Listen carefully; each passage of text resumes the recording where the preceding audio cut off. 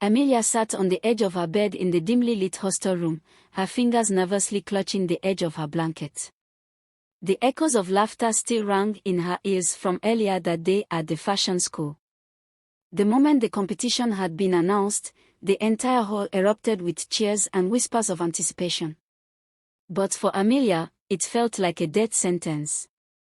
She had barely managed to sew a straight line without being mocked. How could she possibly compete? Her heart ached as she recalled the look on Naomi's face. Naomi, the best student in the fashion school, the one who had made it her life's mission to make Amelia feel like she didn't belong. She had smirked as if she had already won, whispering loud enough for everyone to hear. She should stick to eating. That's the only competition she can ever win. The words had pierced Amelia deeper than she let on. That evening, Amelia arrived at her aunt's house, weary from the day. She had hesitated before stepping inside, knowing exactly what awaited her. At the dinner table, her cousins, Sarah and Debbie, sat with their plates full, their expensive hair neatly styled, their faces glowing with confidence.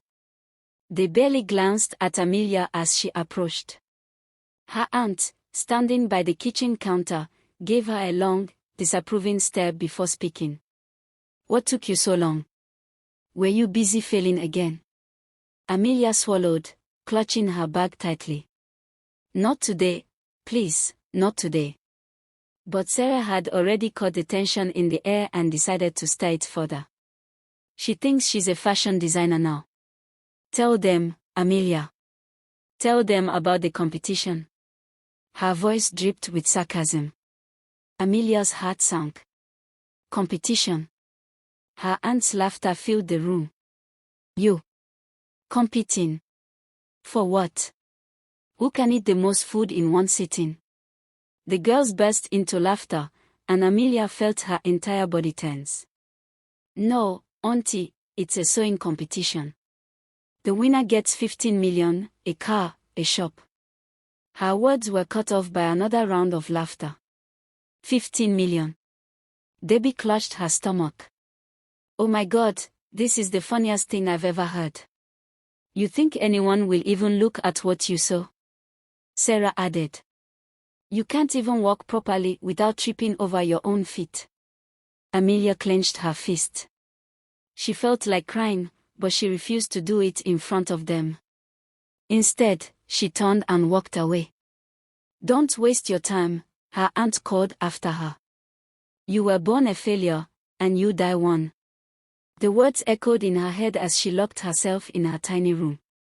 The pain sat heavily in her chest. "Maybe they're right," she whispered. "Maybe I should just stop trying." But a small voice, distant yet persistent, kept whispering, "Try one more time." The next evening, after a long and painful day at the fashion school, Amelia stopped by the old woman's usual spot. The woman, who she had come to know as Mama Esther, smiled as Amelia approached with a small bag of food. "You look troubled today, my child," Mama Esther said, her wrinkled hands reaching out to hold Amelia's. Amelia bit her lip. "Mama, nothing good ever happens to me. Everyone says I'm useless." "Maybe they're right." The old woman sighed and patted Amelia's hand. "Let me tell you something. The greatest people in this world were once laughed at. But they refused to let it stop them." Amelia shook her head.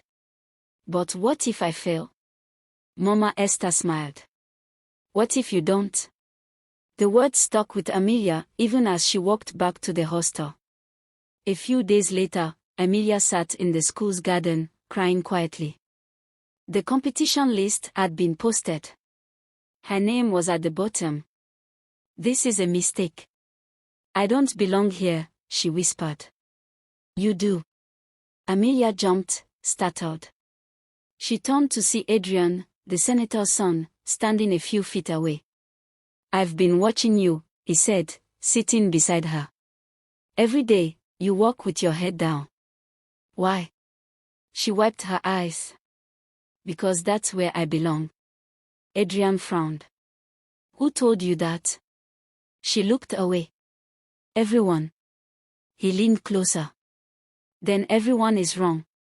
You are stronger than you think, Amelia.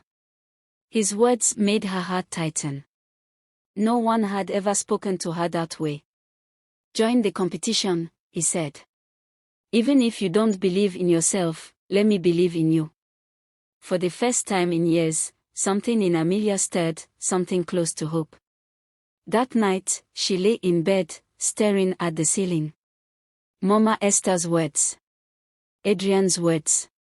They repeated in her mind over and over. She sat up. No. She wasn't going to give up. For the first time, she sneaked into the fashion school's showroom after hours. The mannequins stood in silent rows, dressed in half-stitched fabrics. She picked up a needle and thread. She wasn't the best, but she could learn. And so, night after night, she stayed up late, practicing in secret. The first few dresses were disasters, but she didn't stop. One evening, Naomi and the others walked in just as Amelia was stitching a new design. Naomi scoffed. Trying to prove something, she sneered. Amelia ignored her. You'll never be good enough, Naomi whispered. Amelia took a deep breath. We'll see. Naomi frowned. This wasn't the weak Amelia she was used to. And then, one day, something changed. Amelia's hands no longer trembled when she sewed. Her stitches became straighter. Her designs, more detailed. By the time the competition was only a week away, Amelia had created a dress so beautiful that even some of the students who used to laugh at her began whispering in shock. Who taught her that? Did she really make that? For the first time, Naomi looked nervous. But Amelia wasn't done yet. As the competition day drew closer, a new fire burned inside her. She wasn't just going to compete. She was going to win. Amelia could barely recognize herself. It had been weeks since she secretly started practicing every night in the empty sewing room, pushing herself beyond exhaustion. She would sew until her fingers bled, her back ached, and her eyelids drooped, but she never stopped. The echoes of laughter and mockery from her classmates and family still haunted her, but something inside her had changed. Every insult, every demeaning word, every moment of being told she was nothing had built a silent, burning fire within her. I will show them. Her progress was slow, painful, and full of mistakes, but she refused to give up. Every night, she forced herself to try again, to learn something new. She began sketching designs in her worn-out notebook, imagining dresses she never thought she could create. The fashion school students, especially Naomi, didn't notice the change at first. But soon, whispers began to spread. Did you see Amelia's recent work? No way. That can't be hers. She probably stole someone else's design. Naomi, the school's top student, couldn't believe it. Every time she saw Amelia bent over her sewing machine, stitching with newfound confidence, she felt an uneasy knot in her stomach. That girl is nothing. She will fail. I will make sure of it. One evening, Amelia returned home after a long day of practice. Her fingers were sore, her body weak, but she had something to share. As she entered the house, she found her aunt and cousins lounging in the sitting room. They didn't even look up as she walked in.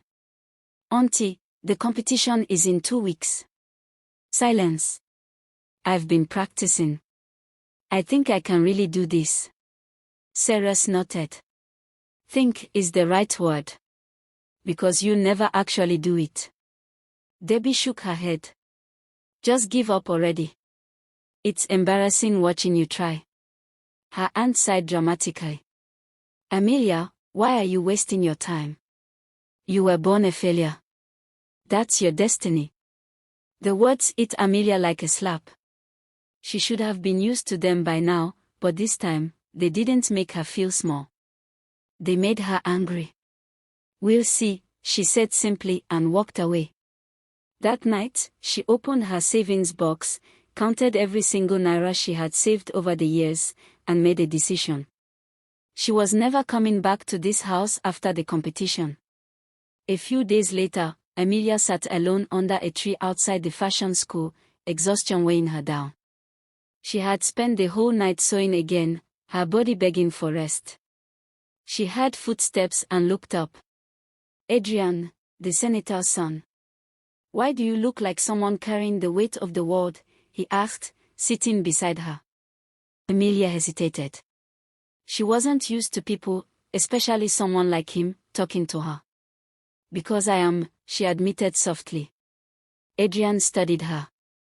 "Do you know what I see when I look at you?" She shook her head. "A warrior." She let out a small, disbelieving laugh. "A warrior? Me?" "Yes," he said firmly. "Everyone sees a weak girl, but they don't know what you carry inside." "I do." His words stayed with her. That night, for the first time, Amelia didn't cry herself to sleep. She believed. The fashion school was in a frenzy. Students rushed around, gathering their best fabrics, perfecting their designs, mentally preparing for the biggest challenge of their lives. Naomi walked around with the confidence of someone who had already won. She was the best, and she knew it. But then she saw Amelia. Amelia wasn't hiding in a corner. She wasn't avoiding eye contact. She wasn't trembling. She was standing tall, her fabric draped over her arm, her eyes filled with quiet determination. Naomi clenched her jaw. "No. She cannot win. I will make sure of it." That night, Amelia stayed awake, staring at the ceiling of the hostel. Tomorrow, everything changes.